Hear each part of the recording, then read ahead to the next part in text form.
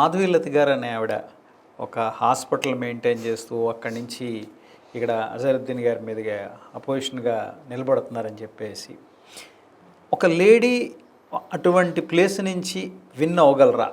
మరి అది correct decision అయినా మీ పార్టీలో తీసుకున్నటువంటిది? ఇప్పుడు politics is an accident. You don't know what happens when. గెలిచినా మీరు ఆశ్చర్యపోవద్దు, గెలవద్దు అని కూడా చెప్పడానికి వీలేదు. I tell you one thing. ఇప్పుడు ఇదే హైదరాబాద్ పార్లమెంట్లో యాకుత్పురా అనేటటువంటి ఒక కాన్స్టిట్యున్సీ ఉంది అసెంబ్లీ. అక్కడ ఎంఐఎం ఎప్పుడు కూడా 40-50 వేల మెజార్టీతో గెలిచేదే. అక్కడ ఎవరు చేసినా కూడా ఓన్లీ నామకే వాస్తే నామినేషనే. అటువంటి యాకుత్పురాలో మొన్న ఎంఐఎం చావుదొప్పి కన్ను నోటిపోయినట్టు వాళ్ళు 600 ఓట్లతో గెలిచారు. కేవలం 600 ఓట్లతో గెలిచారు. Because neck to neck because MBT split చేసింది ముస్లిం ఓట్. ఇప్పుడు కూడా హైదరాబాద్ పార్లమెంట్లో ఎంబీటీ క్యాండిడేట్ స్ట్రాంగ్ ఉంటే మాధవీలత గారు బీజేపీ క్యాండిడేట్గా డెఫినెట్గా గెలుస్తారు.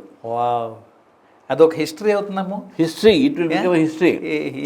హైదరాబాద్ చరిత్రలో it will break the back of the pride and proudness of this మస్జిద్ అండ్ వాళ్ళ ఈగో దెబ్బతీసినప్పుడు ఈ పిచ్చి పిచ్చి కూతల కూయకుండా ఉంటారు వాళ్ళు. తర్వాత సార్ ఇంకా విచిత్రం ఏంటంటే శ్రీశైలం గౌడ్ గారు కూడా కాంగ్రెస్ కండువా కప్పుకుంటున్నారని విన్నాను. అది ఎంతవరకు ఇలా ఎందుకు జరుగుతుంది? యాక్చువల్గా శ్రీశైలం గౌడ్ గారు ఈజ్ ఏ వెరీ సీజన్డ్, ఇండిపెండెంట్గా నెగ్గినటువంటి మనిషి, బీజేపీతో ఉన్నారు.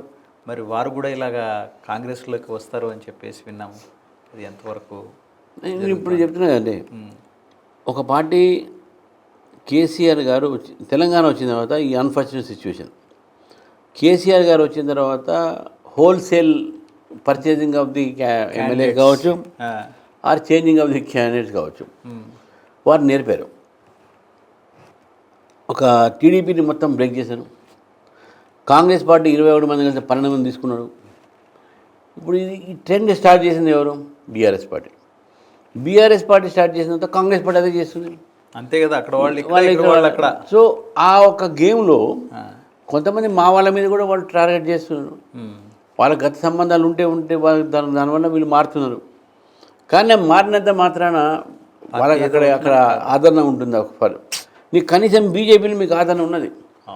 మా దాంట్లో చేరిన వాళ్ళు ప్రతి ఒక్కరికి we have given them national executive members. నీ పేర్లు చెప్పా, అందరూ మాకు క్లోజ్గా అందరికి నేషనల్ ఎగ్జిక్యూటివ్ మెంబర్ ఇచ్చినాం, నేషనల్ పొజిషన్స్ ఇచ్చినాం, వాళ్ళకు బ్రహ్మాండమైనటువంటి అవకాశాలు ఎలక్షన్స్లో ఇచ్చినాం. మళ్ళీ ఎక్కడ అవకాశాలు మనం తగ్గలే కదా. మరి ఎందుకు పోతున్నారు? ఇక్కడ ఛాన్స్ లేదని కదా నేను చెప్తున్నాను. ఫణీంద్ర గారు, you right it down now. BRS is going to be finish in the state.